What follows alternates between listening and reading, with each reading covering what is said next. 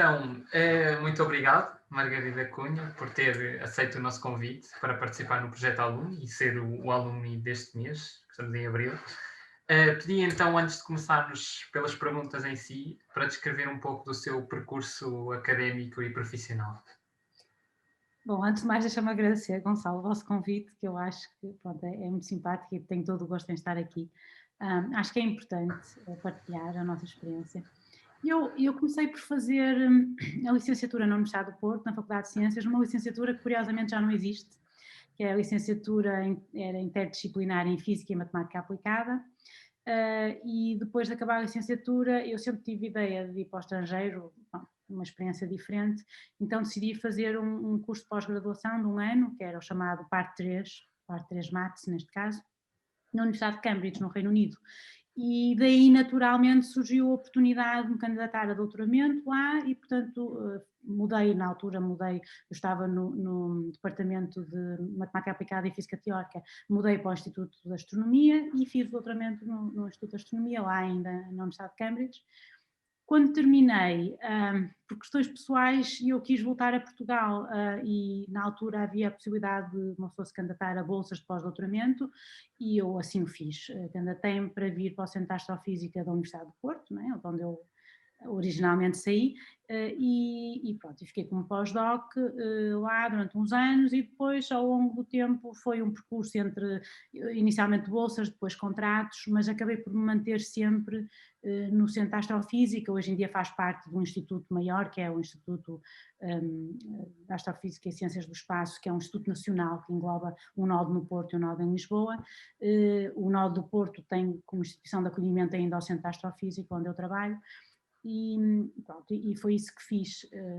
O que eu faço, tento, uma vez que acabei por regressar a Portugal bastante cedo, o que eu tento sempre fazer é periodicamente ir para o estrangeiro e passar uma temporada, 6 meses, um ano, numa universidade diferente, e tenho feito isso ao longo dos anos, já passei por várias universidades, é sempre uma experiência enriquecedora voltar a outros locais de trabalho, métodos diferentes, pessoas diferentes, portanto tenho continuado a fazer isso, apesar de, efetivamente, a minha base ser cá, em Portugal. Isso. Exato. Então, agora por acaso falou-me de ter estado no estrangeiro, mas durante o curso e todo o processo de aprendizagem já sabia o que queria fazer profissionalmente no futuro? Muito pouco, muito pouco. Eu acho, eu fiz o curso há 30 anos atrás, é preciso ver. Nessa altura as pessoas pensavam muito pouco sobre o que ia ser o seu futuro profissional. Acho que hoje pensam muito mais, por razões mais ou menos óbvias. Na altura também havia quem pensasse, nomeadamente quem tinha familiares que de alguma forma pudessem, pronto, querer que continuassem na mesma área e tal, mas em geral uma pessoa escolheu um curso em função daquilo que gostava de estudar, e foi assim que eu fiz. Eu gostava muito de física e gostava muito de matemática, não sabia qual é que gostava mais e, portanto, a licenciatura em Física e Matemática Aplicada pareceu-me ser uma bênção, porque podia fazer as duas coisas e escolher mais tarde. A única coisa que eu tinha assim bastante presente já nessa altura é que eu queria continuar os meus estudos para além da licenciatura e queria ir para o estrangeiro. Eram as duas coisas que eu tinha bastante presente. Evidentemente que há 30 anos atrás, normalmente quem continuava os seus estudos e fazia um doutoramento seria para estar ligado à área académica. Hoje em dia já não é assim, ainda bem que não é assim. E já não era essa a realidade lá fora, quando na Inglaterra não era assim. Mas cá em Portugal a ideia era essa, e portanto eu tinha assim mais ou menos na minha cabeça que se calhar eu ia estar ligada à academia, de alguma forma, ser professora, ser investigadora, mas um bocadinho porque queria continuar os meus estudos e era a forma normal de o fazer, era seguir para o doutoramento. Mas não tinha nada assim muito concreto, não quero ser isto, eu quero não. Sim, estou a ver. E depois também, durante o seu percurso, foram importantes todas as atividades extracurriculares? Qual é que acha que foi o impacto que tiveram depois no que fez?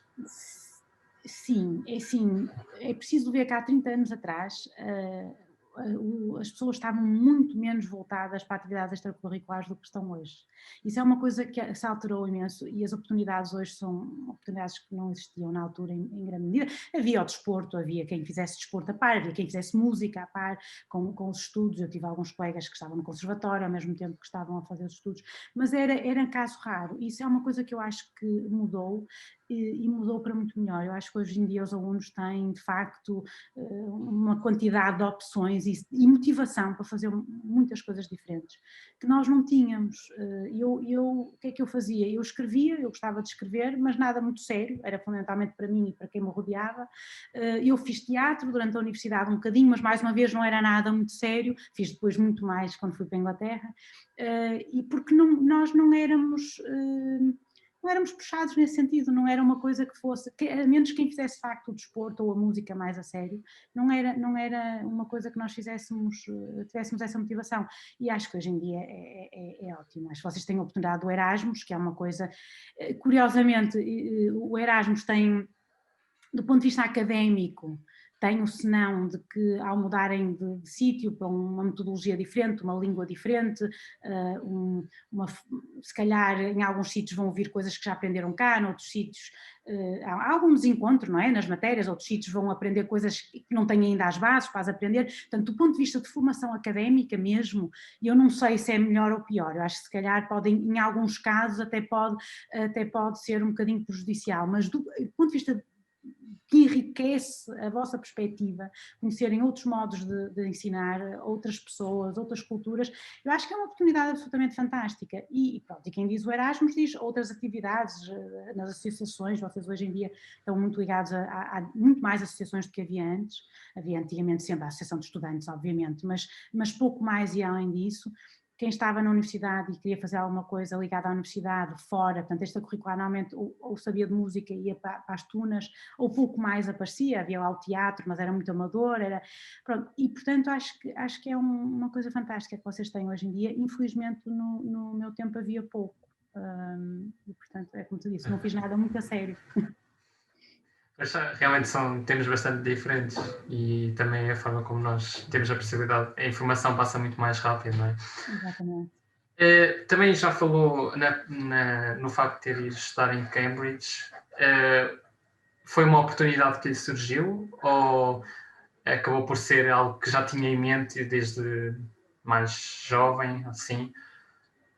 Eu sempre, como eu disse ao bocado, eu sempre tive em mente que queria ir fazer alguma formação no estrangeiro. Tinha muita curiosidade, tinha 2 irmãos que viviam no estrangeiro, pronto, já tinha viajado um bocadinho, tinha feito o Interrail quando tinha 17 anos, portanto já conhecia um bocadinho da Europa e tal, e na altura, é preciso ver tudo à data, não é? Na altura isso era, pronto, nós não saíamos, a primeira vez que eu saí de Portugal tinha 15 anos e saí cedo, comparado com muitos colegas meus, não é? Portanto, eu acho que nós tínhamos uma perspectiva diferente. E para mim o ir para o estrangeiro era uma oportunidade, efetivamente, de conhecer outras culturas. Queria experimentar, achava que ia ser enriquecedor e foi.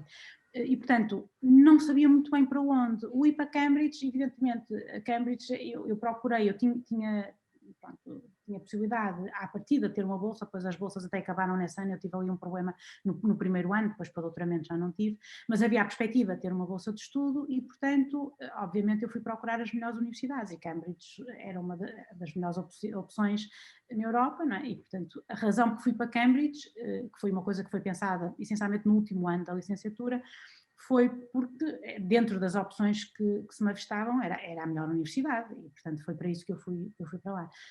Fui fazer uma pós-graduação, como eu disse, fundamentalmente em física.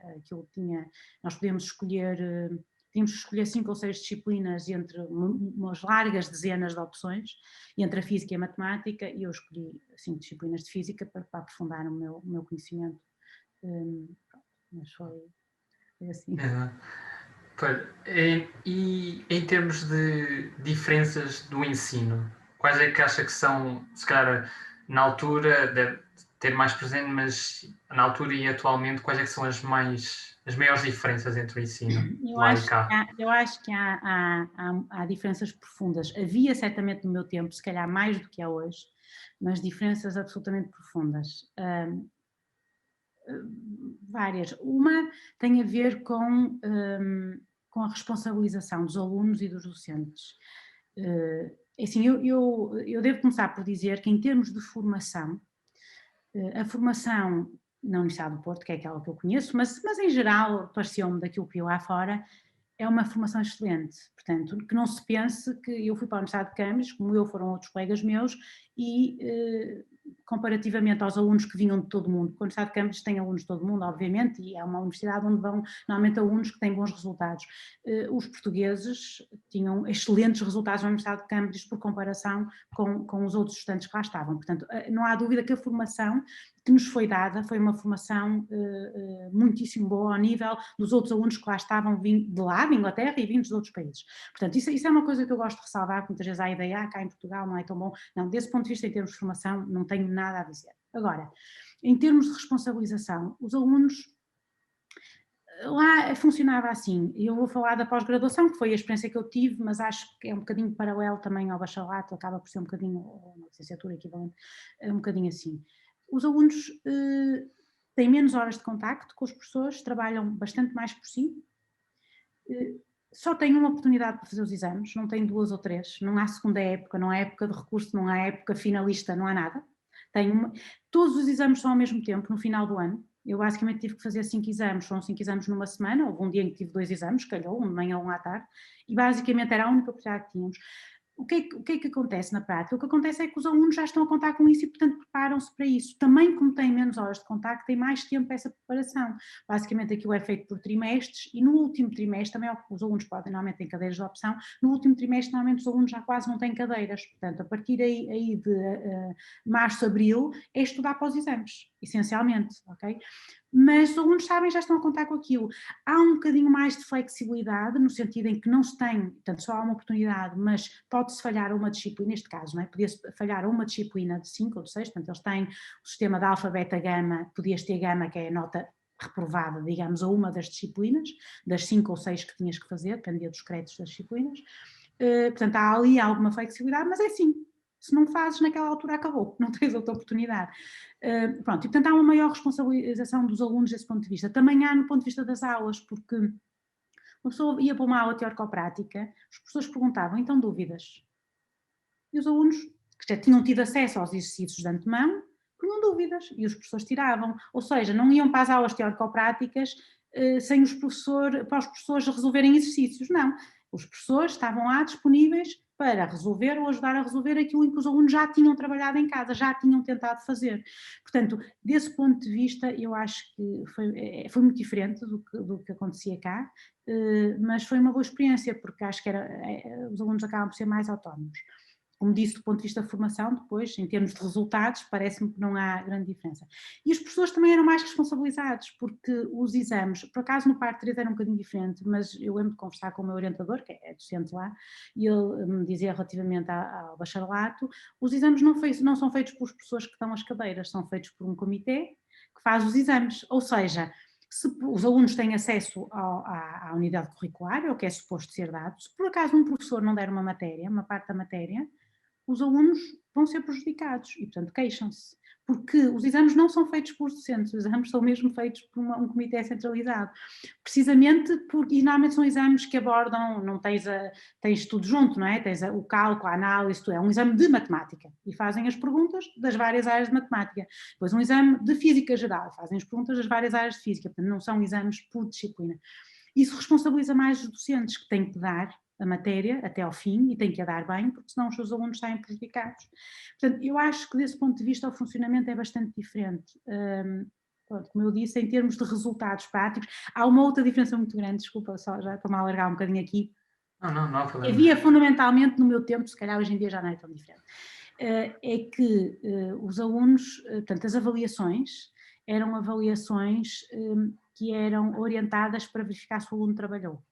Ou seja, não havia perguntas de rasteira, não havia perguntas muito diferentes daquilo que se dava nas aulas teórico-práticas, não havia o conceito de o aluno vai para o exame para pensar, não, o aluno vai para o exame para executar. Cá, no meu tempo, era exatamente o contrário, nós íamos fazer um exame e quase todas as perguntas eram novas, eram questões novas, tinham algo de novo e os alunos tinham que estar a pensar para resolver o exame naquele momento, porque nunca tinham visto aquele tipo de exercícios antes. Eu acho que hoje em dia já mudou um bocadinho, já é um bocadinho um meio termo. Pronto, eu não defendo nenhuma coisa nem outra, eu acho que o meio termo é o melhor, e eu acho que grande parte da razão pela qual nós tínhamos uma boa formação também era por isso, que os professores obrigavam-nos a pensar muito, e não só a mecanizar. Mas eu admito que num exame, quando os alunos estão estressados, não é? Numa situação de stress, podem não conseguir pensar tão bem como fora dela. E, portanto, o princípio lá em Inglaterra, pelo menos na Universidade de Cambridge, era isso, era se os alunos tiverem trabalhado, tiverem feito exercícios, etc., chegam ao exame e conseguem tirar uma boa nota. Porque os exercícios são um bocadinho réplica daquilo que eles já fizeram. Portanto, são conceitos bastante diferentes, é muito engraçado. Então, já nem me lembro qual era a pergunta que me fizeste, mas estou a divagar um bocadinho. É engraçado. Mas se tivesse que escolher assim de todas as experiências que teve, quer em Portugal, quer em Cambridge, quer até noutras faculdades que não no Porto, quais é que acha que foram assim as melhores memórias e que teve durante o seu tempo de estudante? Do ponto de vista pessoal, das minhas memórias, sem dúvida o Cambridge foi o que mais me marcou. Mas aí já não tem tanto a ver com o método de estudo, porque o método de trabalho lá apanhou, para mim foi um choque. Eu, quando fui fazer o parte 3, a ideia de ter os exames todos concentrados numa semana, no fim do ano, quando eu já tinha esquecido o que tinha dado em dezembro e em outubro, e estava a fazer os exames em junho, isso para mim foi um choque. Para além que foi um choque ter aulas em inglês. A nossa preparação, isso é outra coisa que mudou muito. A nossa preparação para a língua inglesa era péssima, exceto as pessoas que pronto, andavam em institutos e tal, era péssima, nós não tínhamos, como vocês têm hoje a internet, que ouvem tudo em inglês, não tínhamos se calhar professores que insistissem tanto na parte oral, não é? E, portanto, de repente, dar-me conta que estou perante pessoas que estão a dar aulas em inglês, para mim as aulas sempre foram muito importantes, a minha formação sempre se baseou muito nas aulas, porque eu sempre gostei pouco de pegar numa matéria sem saber já o que ia. E, portanto, eu não faltava uma aula e para mim as aulas eram importantíssimas. E em Inglaterra tive esse problema. Os primeiros meses, que foram os mais intensos, eu não percebia metade do que os professores diziam nas aulas, não conseguia tirar notas e ouvir ao mesmo tempo. Portanto, houve essa limitação. Portanto, desse ponto de vista, para mim foi um bocadinho um choque, também foi uma experiência e aprendi por aí, vejo a coisa pela positiva, mas aquele primeiro ano foi um choque. Do ponto de vista social, foi o contrário. É assim, a Universidade de Cambridge é uma universidade um bocadinho especial desse ponto de vista, como é Oxford, porque todos os alunos têm que poder ser um colégio. E todos os alunos são externos, porque os alunos têm que viver num raio, não sei quantos quilómetros é, mas muito pequeno, em torno do centro da cidade. Isso é obrigatório.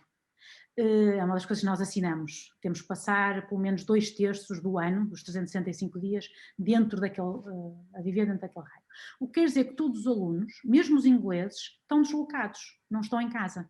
E a maior parte dos alunos, uma grande fração, não são ingleses, vêm de todo o mundo, não é? E, portanto, há ali um sistema de acolhimento dos alunos. Por um lado, os alunos estão todos na mesma situação, não conhecem ninguém, vêm, é uma experiência nova, estão todos com uma disposição muito grande de conhecer outras pessoas e de entrar nesta aventura. Isso é uma coisa muito particular lá. E, por outro lado, os colégios e a própria universidade facilitam isso com sociedades de todo tipo.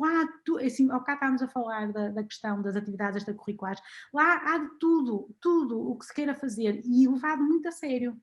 Há o teatro, por exemplo, eu fiz teatro, há a dança, também aprendi a dançar, danças de salão, danças latino-americanas, tudo que a gente quisesse, pensasse em querer fazer, desporto, de todo tipo, música, a todos os níveis, e, pronto, e muito, muito bom.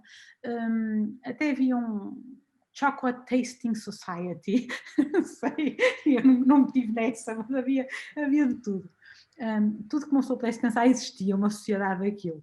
E, portanto, isso facilitava muito a interação, as pessoas conheciam-se, os alunos conheciam-se, havia festas nos colégios todas as semanas, autorizadas pelo colégio, organizadas pelos alunos, mas autorizadas até março, a partir daí acabou, era estudo, todos os alunos começavam a estudar, porque os exames eram em junho, não havia mais festas, mas até março, abril, todas as semanas havia alguma festa em algum colégio para nós irmos, e portanto, assim, do ponto de vista de experiência, se quiseres, foi o que, pois, depois eu fui para lá sozinha, pronto, é uma experiência extremamente enriquecedora e, portanto, são as melhores memórias que eu tenho, sem dúvida nenhuma.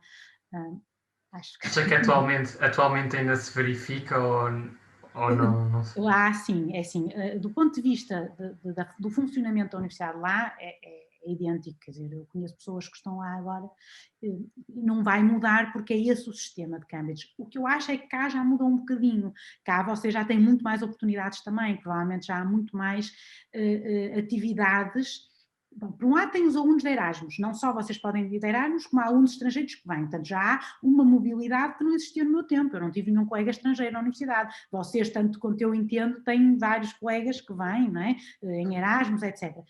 Tinha no meu curso, por acaso, tinha alunos de todo o país, mas era porque o meu curso era um curso que só existia na Universidade do Porto, e por isso tinha, até era um curso que era caracterizado por ter alunos de todo o país. Se calhar no curso de Física não, no curso de Física provavelmente a maior parte era do Porto, da região norte, não vinha gente de outros lados. E portanto eu acho que vocês hoje já têm um bocadinho mais, do ponto de vista de oportunidades, do que eu tive no meu tempo. Agora, acredito que seja ainda bastante diferente daquilo que era, que foi a minha experiência em Cambridge, porque o facto de todos os alunos estarem deslocados e terem que estar num mesmo ambiente, que é nos ambientes dos colégios, têm que escolher um colégio e têm que participar, portanto, os colégios dão refeições, as pessoas encontram-se para ir refeições, para ir à biblioteca, eu vivia no colégio, muita gente vivia no próprio colégio, as festas, etc. Portanto, de facto, não era preciso procurar nada fora do colégio ou da universidade. Tudo estava ali à mão, inclusive a parte social. E isso de facto, é uma atmosfera única, acho que não é outra. Em Oxford acho que é semelhante. Ok, então, e depois de todo esse processo honestamente incrível que teve, assim, de uma forma muito genérica e se calhar um bocado não deveria ser feito, perguntar assim, o que é que acha que, se lhe perguntassem o que é que um astrofísico faz no seu dia-a-dia, o que é que diria? Um astrofísico. Um astrofísico é um físico, é preciso não esquecer isso. Um astrofísico é um físico. Essencialmente, a diferença da astrofísica para uma outra área da física, portanto, é uma área da física, uma sub-área, não é? Como qualquer outra. A diferença fundamental é o objeto de estudo e a forma como pode ser estudada. Ou seja, o objeto de estudo, obviamente, é um objeto não palpável. E, portanto, ao contrário da maior parte das áreas da física, em que tu podes ir tu usas o laboratório para obter dados, que depois analisas e comparas com modelos, etc. No caso da astrofísica, tu não podes levar uma estrela para o laboratório, como é evidente, não é? E, portanto, todos os dados são recolhidos por pura observação. Não há mais nada do que observar, e essencialmente observar a luz, que é uma coisa extraordinária que às vezes as pessoas não se esquecem, que é, hoje em dia tens as ondas gravitacionais também que adicionam a isso, mas até há bem pouco tempo nem as ondas gravitacionais eram detectadas, e portanto tudo o que se conhece do universo resulta da luz que nos chega das várias partes do universo. Isto é uma coisa extraordinária e que mostra a riqueza da informação que se consegue retirar dessa luz, porque nós hoje somos capazes de estudar as estrelas, as galáxias, os clusters de galáxias, o universo como um todo, a radiação cósmica de fundo, tudo, com base essencialmente na radiação eletromagnética. Portanto, de facto, a quantidade de informação que está contida na radiação eletromagnética que nos chega é absolutamente extraordinária. E, portanto, o que torna a astrofísica diferente da física é fundamentalmente isso, é de onde parte, de onde vêm os dados. Depois o processo é idêntico, há uma fase de análise dos dados, e depois há uma fase de modelização, não é? Modelos teóricos, que são, no fundo, que se confrontam com a realidade, com os dados observados, e se vão melhorando em função dessa comparação com os dados observacionais. Claro que um astrofísico em si, normalmente não se dedica a toda... Pode eventualmente dedicar-se a todas estas fases, mas muitas vezes concentra-se mais numa ou mais noutra. Há pessoas que fazem mais investigação na parte da observação e análise de dados, há pessoas que fazem mais na parte mais teórica, de desenvolvimento de modelos e comparação com as observações. Eu trabalho mais nesta segunda parte, mas há quem trabalhe em todas, desde o início até ao fim. Mas é isso, portanto, do ponto de vista, comparando agora com outras áreas da física, essencialmente a diferença é essa, é como recolhes os dados, que é diferente, é essencialmente isso. Ok. E a Margarida trabalha no CAUP, no Centro de Astrofísica da Universidade do Porto, e é investigadora, e acho que há muita a ideia de que a investigação é uma área muito competitiva hoje em dia. O que é que acha relativamente a isso, e acha que este fator foi limitador durante o seu percurso? Em parte, é assim, a competição, há várias questões relativamente à competição. A competição é inerente à investigação e é fundamental para o progresso da investigação. Então é uma coisa que é preciso ter consciência. A competição não é uma coisa negativa, necessariamente. Pelo contrário, não é? Os grandes desenvolvimentos que se puderam dar ao longo da história, muitos resultaram de vários grupos, várias pessoas quererem chegar ao mesmo resultado em competição umas com as outras. Portanto, a competição faz parte da investigação e é fundamental. Evidentemente que às vezes há alguns percalços, quer dizer, se eu estou a trabalhar num assunto muito particular e há um grupo ao lado que está a trabalhar no mesmo assunto e eles conseguem chegar a resultados antes de eu conseguir, eu posso dizer, bom, que chatice, agora foi tempo perdido. Mas a maior parte das vezes não foi, porque quando são grupos diferentes a trabalhar numa mesma coisa, o que vai acontecer é que os resultados vão ser ligeiramente diferentes e uns vão ajudar ou a rebater os outros ou a confirmar os outros e, portanto, mesmo nesse caso, a competição normalmente acaba por ter um fator positivo. E assim, se tu pensares, por exemplo, na questão das vacinas agora do Covid, o que se viu foi precisamente esse processo, vários laboratórios a desenvolver em paralelo vacinas, que acabaram por ser vacinas diferentes, mas essa competição foi positiva, porque, assim, do ponto de vista da sociedade, não há dúvida que se tivéssemos apenas um laboratório e se esse laboratório falhasse, mesmo que conseguisse chegar lá mais depressa, se todos estivessem a colaborar para a mesma coisa e conseguisse chegar lá mais depressa, o risco era muito maior. A diversidade, por norma, na natureza é fundamental e é fruto de sucesso. Aliás, por isso é que a natureza é tão diversa.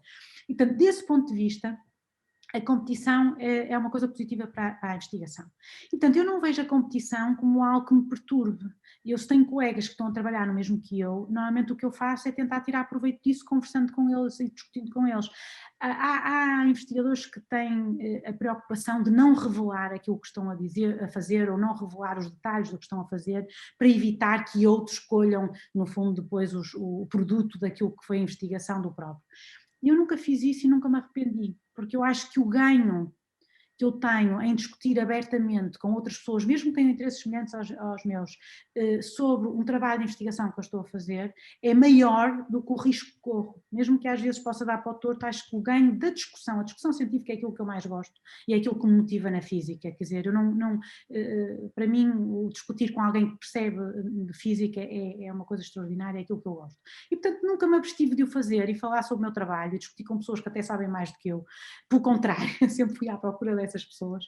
Então, enquanto aluna, é um conselho que eu dou a todos os alunos, falem com quem sabe mais do que vocês, vão à procura, então se fosse seguirem uma carreira de investigação, enquanto forem alunos de doutoramento, assim, vão à procura de falar com quantas pessoas puderem, que saibam do que vocês estão a fazer, para aprenderem com essas pessoas, é uma coisa fantástica.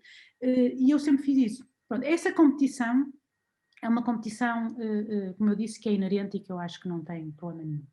Depois há também a colaboração em grande escala. Hoje em dia, em particular na astrofísica, mas não só, em outras áreas da física também, muitos dos projetos em que nós embarcamos são projetos muito grandes, são projetos que, do ponto de vista financeiro e do ponto de vista de recursos humanos, requerem imenso dinheiro, imensas pessoas a trabalhar, etc. E, portanto, são naturalmente, basta pensar nos satélites, não é? Por exemplo, os satélites ou nas missões, ou pensar nos grandes observatórios terrestres, etc. E, portanto, são projetos em que as pessoas não podem trabalhar sozinhas, e são grandes colaborações, grandes consórcios em que uma pessoa se envolve para levar a cabo esses projetos. Isso também é uma coisa positiva. É muito importante que haja sempre gente a pensar fora da caixa, porque quando está toda a gente a pensar na mesma forma, é um risco para a investigação. Mas a verdade é que, quer dizer, para se levar a cabo grandes projetos é preciso colaborações muito grandes. Depois há a competição ligada à questão da empregabilidade. E aí é que é mais complicado e que de alguma forma teve algum impacto na minha vida, mas muita gente, e que ainda tem hoje nos investigadores. Quando eu fui para Cambridge quando estava a fazer o doutoramento, o chefe do PIPARC, o PIPARC é a agência financiadora da parte da astrofísica e física de partículas da Inglaterra. Portanto, uma FCT mais dedicada para uma parte específica. E o chefe do PIPARC veio falar connosco, com os alunos de doutoramento, e começou a conversa a dizer: só 1/3 de vós é que vão continuar na investigação, os outros 2/3 vão fazer outra coisa qualquer. E são os números que a Inglaterra diz. E foi aí que eu percebi que em Inglaterra o fazer um doutoramento era uma coisa muito mais comum do que apenas aquelas pessoas que queriam seguir a vida académica. E, portanto, eu percebi logo aí, tive logo a consciência que, efetivamente, o fazer o doutoramento é uma coisa que é para a nossa formação, essencialmente, e é uma coisa que é vantajosa em geral. Qual é o problema? O problema é quando se pensa no contexto português, e no contexto português, infelizmente, as coisas não funcionam dessa maneira. Porque quando se pensa na indústria, nas finanças, no comércio, há muita reticência ainda em contratar pessoas com uma formação desse tipo. Por um lado, Portugal produz pouco. Hoje em dia, mais uma vez, eu acho que as coisas estão a mudar. As microempresas, muitas delas saídas até de projetos universitários, etc., estão a começar a aparecer em mais escala e isso vai levar a que mais pessoas com formação mais avançada sejam naturalmente empregadas. Mas, até agora, isso é residual, a quantidade de empresas que vão à procura de doutorados, não é? E, portanto, essa saída para os 2/3, que acontecia naturalmente em Inglaterra, vários dos meus colegas fizeram doutoramento ao mesmo tempo que eu, acabaram na City em Londres a trabalhar em bancos, a fazer modelos para as finanças, por exemplo, e fizeram doutoramento em astronomia, como eu, portanto já estás a ver. Cá em Portugal nem pouco há bancos de investimentos, é uma coisa que praticamente não existe. E, portanto, no contexto português, isso torna-se um problema, porque há pouca empregabilidade para pessoas que têm uma formação deste tipo. Por outro lado, o próprio país, o próprio Estado, não se porta bem. Eu acho que isto vai mudar, acho que é uma questão de geração, acho que para vocês já vai ser diferente, espero. Mas o que aconteceu foi que nos anos 90 foram dadas muitas bolsas para doutoramentos, o pessoal começou a ir para o estrangeiro, fazer doutoramento, etc. Pensava-se muito em formar as pessoas, porque em Portugal havia um déficit de pessoas doutoradas, mas não se pensava como aproveitar essas pessoas de volta. E, portanto, o que acabou por acontecer é que muitas pessoas ou ficaram lá fora, ou regressaram, mas para ter posições precárias. E isso é uma situação que ainda se mantém um bocadinho. Quer dizer, Portugal gosta de dizer, e bem, que a investigação em Portugal está perfeitamente ao nível mundial em muitas áreas, e está, e na astronomia sem dúvida nenhuma, e se calhar na física em geral também. Eu conheço o caso da astronomia porque é o caso que me é mais próximo, e não há dúvida que Portugal está perfeitamente ao nível dos países, dos outros países que nos rodeiam, não é? Na Europa e Estados Unidos, mas a verdade é que Portugal gaba-se disso, mas depois não cria o emprego necessário para essas pessoas, cria situações que são situações instáveis, de contrato atrás de contrato, de bolsa atrás de bolsa, e isso é um problema que tem que ser resolvido, porque não há mal nenhum no Estado dizer nós não temos dinheiro para ter mais do que X investigadores, está tudo bem o Estado dizer isso, o que o Estado não pode é manter esses investigadores em posições precárias ano atrás ano atrás ano, e isso infelizmente tem acontecido, Pronto, e é uma situação que há de ser resolvida no futuro, que eu acho que resultou de falta de planeamento ao longo dos últimos 20 anos, mas que eu acho que para as próximas gerações será melhor, se tudo correr bem. É preferível um investigador saber ao fim de 5 anos, que é o que acontece nos outros países, não conseguir uma posição de carreira, então vou fazer outra coisa qualquer, do que ficar 20 anos ou 30 anos sempre a conseguir e nunca ter uma posição de carreira.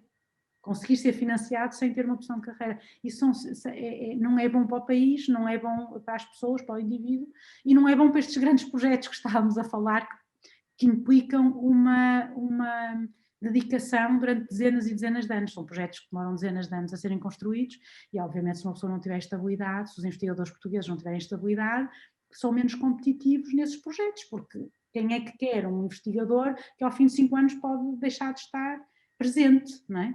Quem é que quer dar responsabilidades quando o investidor pode não estar presente o processo todo? Enfim, mas eu acho que as coisas vão melhorar e pronto, acho que isso é uma coisa pontual, é um ajuste. Sempre que há uma mudança, há um ajuste. A investigação é recente em Portugal, na maior parte das áreas, e portanto esse ajuste é necessário, faz parte. Exato.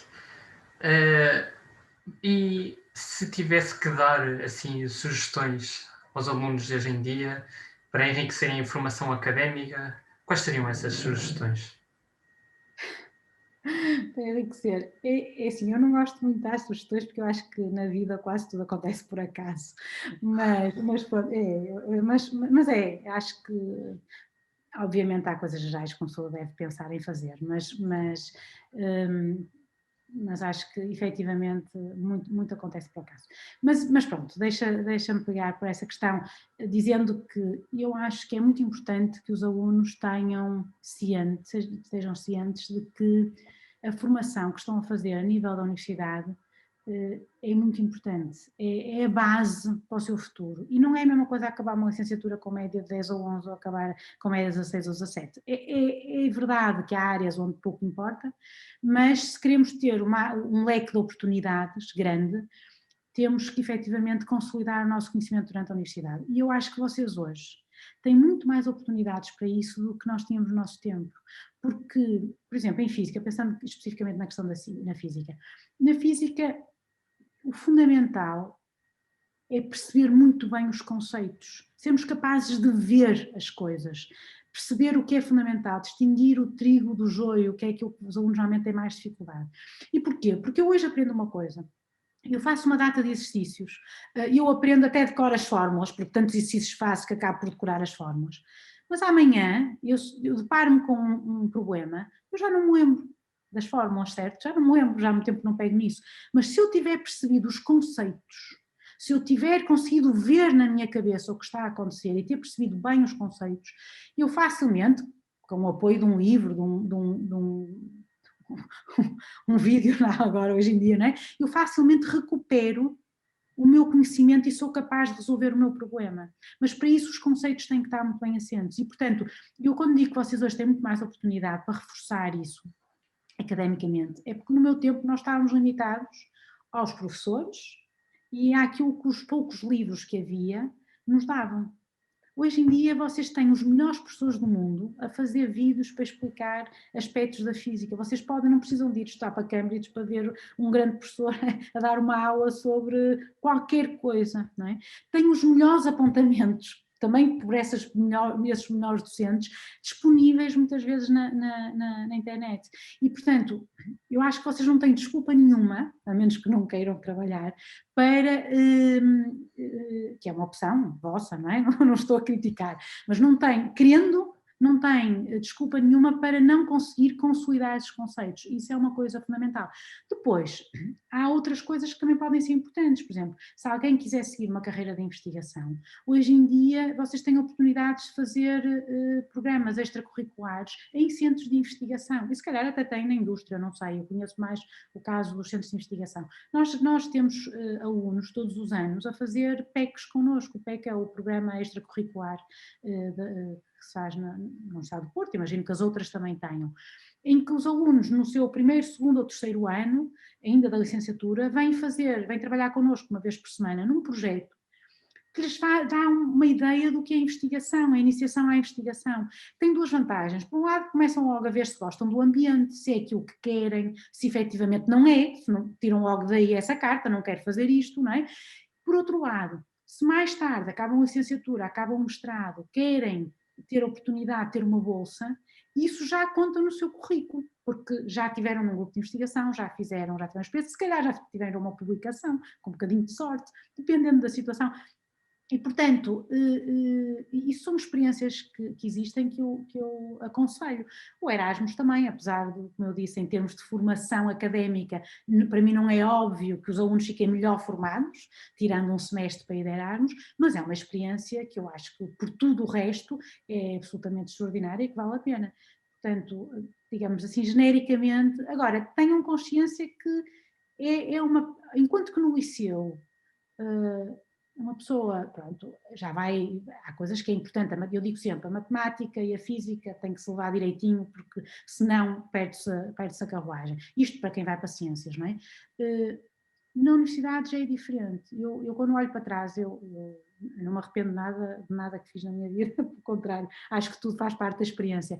Mas se há uma coisa que eu às vezes penso eu gostava de ter consolidado mais os meus conhecimentos. Às vezes sinto que numa fase em que ainda é fácil consolidar, porque há uma fase para se fazer isso, não é sempre. A memória vai mudando ao longo da vida, não é? Tenho pena de, se calhar, algumas coisas não ter consolidado tanto como podia ter consolidado na altura, mas, quer dizer, faz parte, não é? Se voltasse atrás fazia tudo na mesma, tenho a certeza. Não tenho dúvida. Ok, Margarida Cunha, muito obrigado por ter partilhado o seu testemunho e o seu percurso, que é, devo dizer, bastante interessante. E agradeço-lhe por ter aceito o convite e por ter estado aqui a falar. Muito obrigado. Obrigada, Gonçalo, e felicidades para ti e para todos, tá? Para todos os que estão